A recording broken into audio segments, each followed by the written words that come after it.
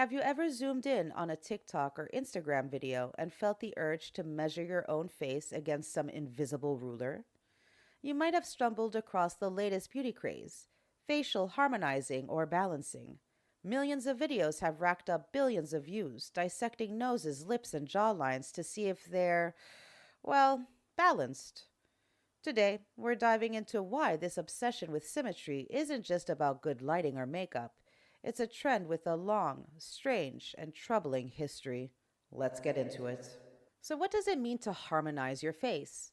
On social media, you'll see labels like good features, bad harmony, or bad features, good harmony. The idea, even if you have wide eyes, plump lips, or a defined jawline, if they aren't in perfect proportion, your face is technically, well, it's off. And yes, there are makeup tutorials, massages, and even cosmetic procedures designed to bring your features into line. Dr. Usha Rajagopal, plastic surgeon, says symmetry within individual features, like the eyes, cheeks, lips, is crucial because when these elements align, they give the face a sense of proportion. But get this, harmony is basically defined by harmony. It's a tautology. The more we chase it, the more we get caught in an endless loop of measuring, tweaking, and judging. This obsession isn't new. It has deep roots in pseudoscience and eugenics. In the 18th century, Dutch physician Petrus Camper introduced the concept of the facial angle, a measurement he believed determined human beauty and intelligence. Camper's theory posited that a more prominent jaw and forehead, forming a larger angle, indicated a closer resemblance to classical Greco Roman ideals of beauty. He claimed that Europeans had a facial angle between 80 and 90 degrees, while Africans and Asians had angles closer to 70, and orangutans had angles between 42 and 58 degrees. These measurements were later misused to justify racial hierarchies and eugenic ideologies. Fast forward to the 19th century, and Italian criminologist Cesare Lombroso took a similarly flawed approach. He theorized that criminality was inherited and could be identified through physical anomalies. Lombroso's born criminal theory suggested that individuals with certain facial features, such as asymmetry, large jaws, and sloping foreheads, were predisposed to criminal behavior. He even classified criminals based on their appearance. Thieves had expressive faces and small, wandering eyes. Murderers had bloodshot eyes and hawk like noses, and sex offenders had thick lips and protruding ears. These theories were not just academic musings, they had real world implications. Lombroso's work influenced the development of criminology and reinforced harmful stereotypes about race and morality. His ideas contributed to the stigmatization of certain physical traits and perpetuated the notion that appearance could determine one's character or worth. Critics, such as historian Moshtari Hilal, have highlighted the dangers of these pseudoscientific beliefs. In her book, Ugliness, Hilal discusses how researchers linked asymmetrical features to insanity, often overlooking their own facial imperfections. Of course they did. She argues that these biases reflect a broader societal tendency to equate physical appearance with moral or intellectual superiority. So, when modern trends frame facial balance as inherently good, we're tapping into a centuries old ideology tied to control, hierarchy, racism, and objectification. These so called universal standards of beauty didn't emerge in a vacuum. They were built on systems that ranked some races and ethnic features as superior while devaluing others. What looks like harmless TikTok filters today is in reality echoing a history where beauty was used as a tool to enforce power structures and justify exclusion. Now, social media has turned this into a game.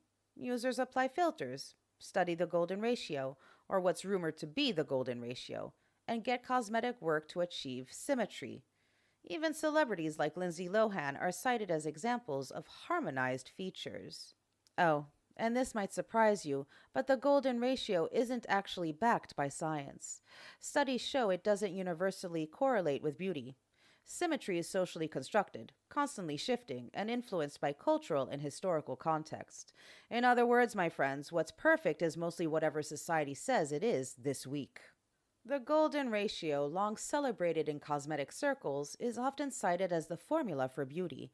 However, a 2024 study concluded there is no convincing evidence that the golden ratio is linked to idealized human proportions or facial beauty. Many claims about ancient Greek and Renaissance use of the golden ratio appear to be modern myths. Beauty standards vary dramatically across cultures, and many iconic faces considered beautiful, think supermodels or actors, don't perfectly match these measurements.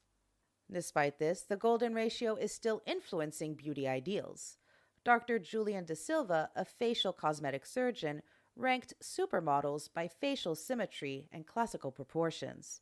Kate Moss scored over 94%, praised for her near perfect jawline and chin. But these rankings oversimplify beauty and reinforce a very narrow Eurocentric standard. Should I repeat that? But these rankings oversimplify beauty and reinforce a very narrow Eurocentric standard. Beyond formulas, beauty filters on social media have turbocharged this obsession. A study called What is Beautiful is Still Good found that individuals using filters were rated higher in attractiveness, intelligence, and trustworthiness. This halo effect shows how even subtle enhancements can shape perception and reinforce the desire for symmetry and perfection. Influencers and cosmetic professionals have jumped on this trend. Of course they have. But here's the catch, my friends. While facial harmonization might seem harmless or even artistic, it can perpetuate unrealistic beauty standards. Critics warn it may encourage over reliance on cosmetic procedures and contribute to mental health struggles. A Psychology Today article highlights how societal pressures to conform to rigid beauty ideals can fuel body dysmorphia, anxiety, and self criticism. So, the modern obsession with facial harmony isn't just about aesthetics or the latest TikTok trend. It's a complex interplay of history, culture, social media, and psychology. And while enhancing balance can look natural and appealing, it's worth asking, are we chasing something real or just a moving target society keeps redefining for us? This trend disproportionately affects women, framing them as canvases rather than people. Naomi Wolf called it, in The Beauty Myth, a culture fixated on female thinness is not an obsession about female beauty, but an obsession about female obedience. She argues that the beauty myth is a political weapon used to control women, especially when they challenge traditional gender roles. Wolf's analysis shows that this relentless pursuit of beauty standards isn't just about looking good, it serves to distract and disempower women, keeping them focused on appearance rather than ambition or autonomy. Beyond gender, harmonization trends carry racial and historical baggage. By privileging Eurocentric features as harmonious, we reinforce narrow beauty ideals that have deep roots in eugenics, colonialism, and racism. These standards didn't just say what was beautiful, they helped justify who was civilized, who was criminalized, and who was marginalized. Beauty reporter Jessica DeFino notes that entrenched beauty standards propagated by capitalist, colonialist, patriarchal, white supremacist systems aren't just abstract ideas. They actively shape who is considered desirable, who is seen as competent, and even who is deemed human. These standards serve as oppressive tools that enforce discrimination and promote consumption. So, chasing facial harmony isn't just a personal choice, it's participating in centuries of beauty, culture, morality, and power dynamics. And it's all layered over a social media fad that tells you, for a few minutes at a time, that your nose, lips, and jawline aren't right.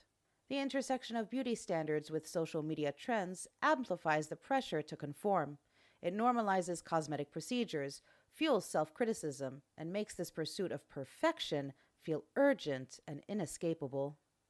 Facial harmonization might sound fun or even aspirational, but it's worth asking, who decides what harmony looks like, and why are we spending thousands of dollars or hours of anxiety chasing it?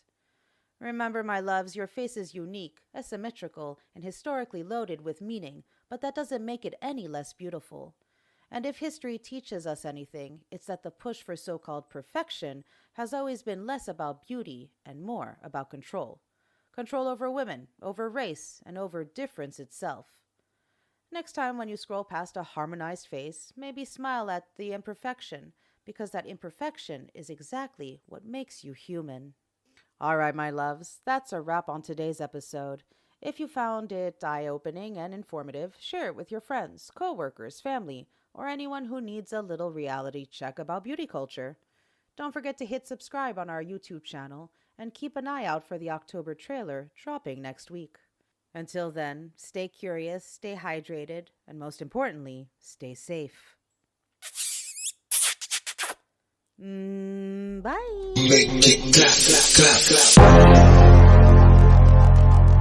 Make it clap, clap, clap. Make it clap, clap, clap.